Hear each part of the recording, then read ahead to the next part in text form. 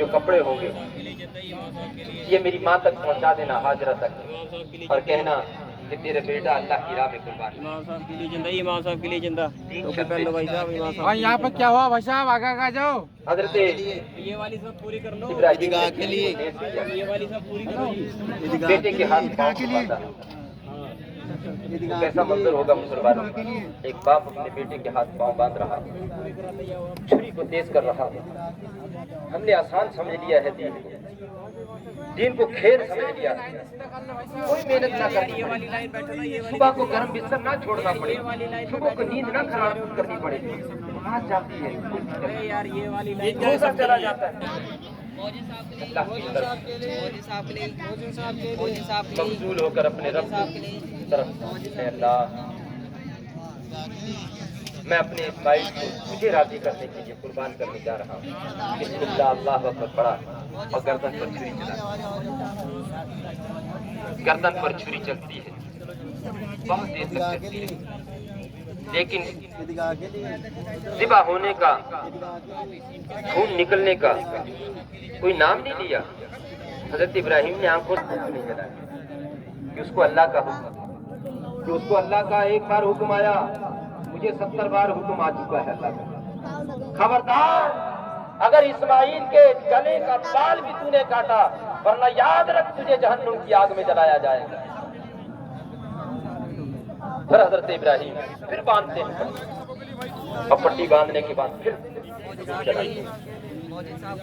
اللہ تبارک و تعالیٰ نے پھر حضرت ابراہیم، حضرت جبرائیل امین تمام فرشتوں کے جو سردار ہے اس کو حکم دیا۔ اب پھر پوری طاقت کے ساتھ آ رہے ہیں کہ اے جبرائیل، اسماعیل اور چھری کے درمیان میں مشکل سے 2 فٹ کا فاصلہ ہے، یہ چھری گلے سے پہنچنے سے پہلے تو جنت میں جا، وہاں سے دمبا لے کر آ اور اس کو اسماعیل کو نکال لے، دمبا ذبح کروا دے۔ حضرت جبرائیل جنت پہنچے، آئے، ابھی تک چھری گلے تک نہیں پہنچی تھی کہ اسماعیل کو نکالا، دمبا فٹافٹ نیچے رکھا، اب چھری چلی، گردن کٹی، حضرت اسماعیل کے، حضرت ابراہیم کے ہاتھوں پہ خون کے چھینٹے پڑے، قربانی ہونے کے آثار نمودار ہوئے۔ حضرت ابراہیم علیہ السلام نے اللہ کا شکر ادا کیا، لیکن جیسی آنکھیں کھولی تو کیا دیکھتے ہیں؟ یہاں اسماعیل ذبح نہیں ہوا ہے، ایک جنتی دمبا ذبح ہوا ہے، اور حضرت اسماعیل مسکرا رہے ہیں۔ حضرت جبرائیل امین کہتے ہیں مبارک ہو آپ کی، مبارک ہو، آپ کی قربانی کے چرچے پوری کائنات میں ہے۔ اللہ نے آپ کی قربانی کو دمبے کو ذبح کروایا ہے اور آپ کے اسماعیل کو بچایا ہے، کیونکہ آپ نے پورا دکھا دیا۔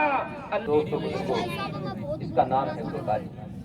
اللہ کے پیارے رسول صلی اللہ علیہ وسلم نے جب صحابہ سے ارشاد فرمایا کہ قربانی جو ہے اگر دیات ہو وہ قربانی ضرور کرے، اور جو قربانی کر سکتا ہو اور وہ نہ کرے تو اللہ کے پیارے رسول فرماتے ہیں میری عیدگاہ کی طرف نہ آئے، میرے عیدگاہ کی طرف نہ آئے، قربانی کریں گے۔ تو میرے بھائیوں، یہ قربانی یہاں سے شروعات ہوئی ہے۔ صحابہ نے پوچھا یا رسول اللہ ہمارے لیے اس میں کیا ہے؟ کہ قربانی کے خون کا قطرہ زمین پر بعد میں گرتا ہے اور اللہ تعالیٰ اس بندے کی مغفرت کر دیتا ہے، معاف کر دیتا ہے جو قربانی کرتا ہے، اور جانور کے بالوں کے برابر میں اس کو نیکیاں دیا۔ یہ سوال ہے۔ اب 2 مرتبہ تو آپ نے سن لیا کہ حضرت ابراہیم نے اپنا پورا زور لگایا، اب 2 مرتبہ رہ گیا، وہ بھی سن لیجئے، ورنہ آپ کے ذہن میں رہے گا کہ امام صاحب نے بتایا تھا کہ 4 مرتبہ حضرت جبرائیل امین نے پوری طاقت جھونکی تھی اپنی، تو 2 مرتبہ کون سا ہے وہ بھی سن لیجئے جلدی جلدی، کہ جب حضرت یوسف علیہ السلام کو ان کے بھائیوں نے اندھے کنویں کے اندر ڈالا تو کنویں کے اندر ایک بھائی کے مشورے سے کیا کیا کہ آپ کو باندھ لیا گیا، بازوؤں کو باندھ کے لٹکایا گیا تاکہ ہمارا جو بھائی ہے یہ بھائی ایک دم کنویں میں جا کر اس کو تکلیف نہ ہو، آہستہ آہستہ رسے سے نیچے ڈالیں گے۔ لیکن جیسے ڈال رہے تھے اور ڈالتے ہوئے دوسرے بھائی کو طیش آتا ہے، اس نے تلوار سے رسی کو کاٹ دیا، اور جیسی رسی کٹنی تھی اللہ کا حکم ہوتا ہے اے جبرائیل امین جلدی جا، جنت سے تخت لے کر جا، میرا یوسف پانی میں جانے سے پہلے وہاں تخت بچھا دے اور میرے یوسف کو اس کے اوپر بٹھا دے۔ اب رسی کٹنے کے بعد کنویں میں جانے کا کتنا ٹائم لگتا ہے؟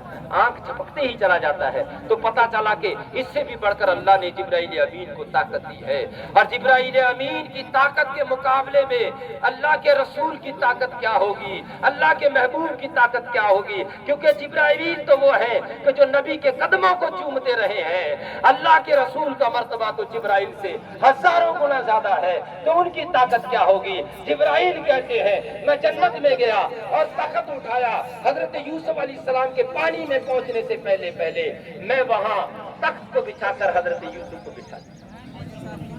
اور چوتھی مرتبہ طاقت کب لگائی پوری؟ کہ جب اللہ کے پیارے رسول صلی اللہ علیہ وسلم جنگ احد کے اندر مقابلہ ہو رہا تھا، آپ کے دندان مبارک دانت وہاں شہید ہو جاتے ہیں۔ دانت کیا ہوا؟ شہید ہو گیا۔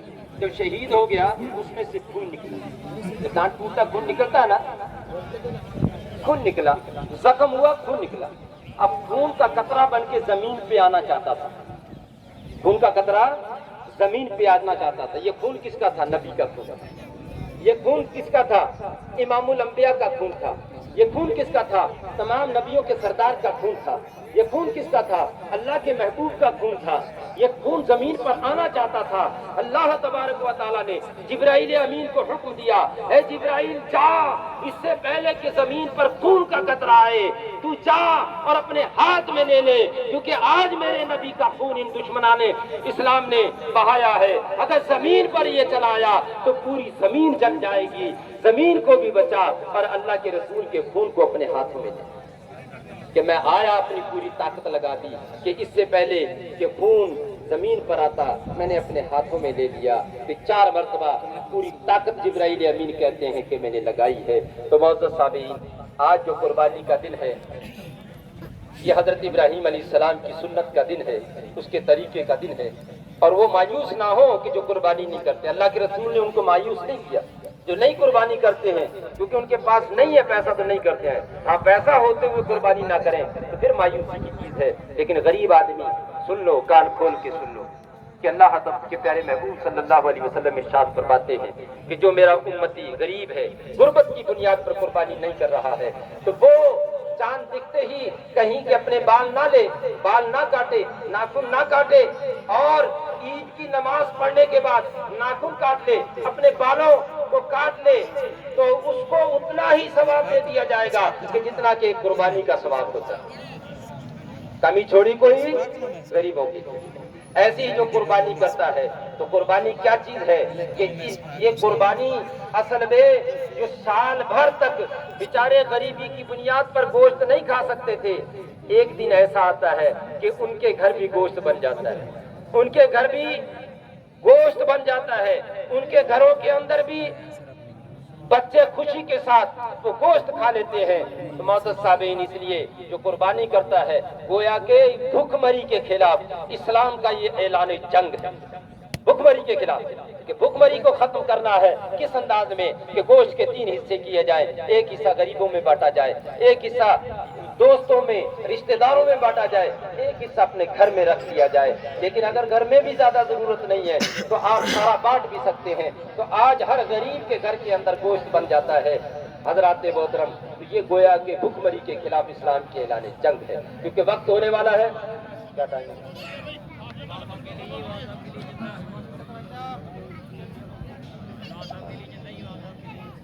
وقت ہونے والا ہے، بس ضروری باتیں میں چند کر کے اس کے بعد انشاءاللہ نماز کا طریقہ بتا دوں آپ کو۔ ایک تو یہ ہے کہ آپ آج عیدگاہ کے اندر آئے ہیں، ایک پیغام لے کر جائیں۔ پیغام کیا ہے؟ اپنی صورت اور اپنی سیرت جو ہے اسلام کے مطابق بنائے۔ آج ہم نے اسوہ رسول کو بھلا دیا، نبی کے طریقے کو بھلا دیا، تبھی یہ معاملات ہوتے ہیں۔ یہ ادا پور کی گھٹنا، یہ جگہ جگہ کی گھٹنا، یہ اسلام کا طریقہ نہیں ہے۔ اسلام تو یہ کہتا ہے کہ بے وجہ کسی ایک انسان کا قتل پوری انسانیت کا قتل ہے۔ یہ تم نے کہاں سے سبق سیکھا کہ ایک درزی کی دکان پر آدمی کام کر رہا ہے اور جا کر تم اس کو مار دو؟ یہ اسلام اجازت نہیں دیتا ہے۔ اسلام کہتا ہے اگر کسی سے تجھے کچھ ہے تو تم اس کے لیے شاشن اور پرشاشن ہے، تو یاد رکھو یہ واٹس ایپ اور فیس بک پر پوسٹیں دیکھ کر کبھی بھی آپ اپنا آپا مت کھونا، بلکہ یاد رکھو امن اور شانتی یہ اسلام کا زیور ہے۔ اگر امن اور شانتی کو ٹھیس پہنچتی ہے گویا کہ تم نے اسلام کے زیور کو توڑ دیا ہے۔ تو مسلمانوں یہ میرا پیغام ہے، امن اور شانتی دنیا میں کون قائم کرے گا؟ ہمارے نبی نے کی ہے، اب نبی کے چاہنے والے امن اور شانتی قائم کریں گے۔ بولیے کریں گے؟ ہاتھ کھڑے کریں۔ امن اور شانتی بھائی چارہ بنا کے رکھیں گے۔ ہمارا پڑوسی ہندو بھائی بھی ہو سکتا ہے، ہمارا سکھ بھائی بھی ہو سکتا ہے، بدھسٹ بھی ہو سکتا ہے، عیسائی بھائی بھی ہو سکتا ہے، لیکن اس بھائی کے گھر کی حفاظت کون کرے گا؟ اس بھائی کی عزت کی حفاظت کون کرے گا؟ اس بھائی کے دیکھ بھال کون کرے گا؟ اگر وہ تکلیف میں ہوگا اس کی تکلیف کون دور کرے گا؟ اگر وہ بھوکا ہے اس کو کھانا کون کھلائے گا؟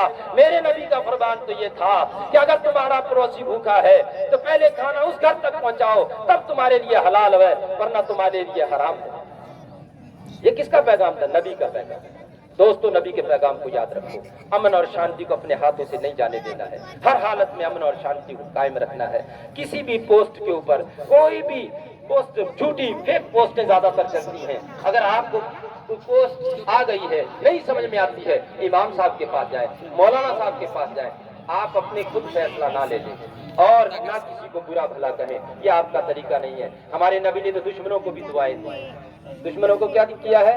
دعائیں دی ہیں۔ طائف کے میدان میں آپ کو لہو لہان کیا گیا، ان کے لیے دعا، تو یہ یاد رکھیں۔ دوسری بات یہ ہے کہ تعلیم کے معاملے میں، شکشا کے معاملے میں، ایجوکیشن کے معاملے میں اب آپ آگے بڑھیں، کیونکہ حضور اشرف ملت کا ایک پیغام ہے، آدھی روٹی کھائیں گے بچے ضرور پڑھائیں گے۔ آپ بھی بولیے، آدھی روٹی کھائیں گے بچے ضرور پڑھائیں گے۔ میں بولوں گا آدھی روٹی کھائیں گے، آپ نے کیا بولنا ہے؟ بچے ضرور پڑھائیں گے۔ آدھی روٹی کھائیں گے اور بولو آدھی روٹی کھائیں گے۔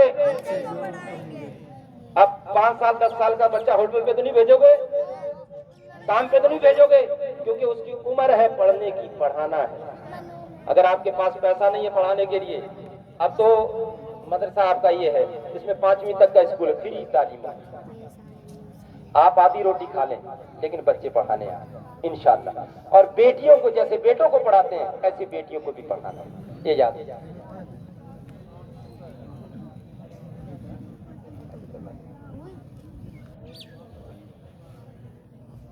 یہ آپ عید الاضحیٰ ماں زائد 6 تکبیروں کے واسطے اللہ تعالیٰ کے منہ میرا کعبہ شریف کی طرف اس امام کے پیچھے اللہ ہوگا۔ پنجابی میں سن لیں، نیت کرتا ہوں میں 2 رکعت نماز واجب عید الاضحیٰ نال زائد 6 تکبیراں دے واسطے اللہ تعالیٰ دے منہ میرا کعبہ شریف کی طرف ایس امام دے پیچھے اللہ ہوگا۔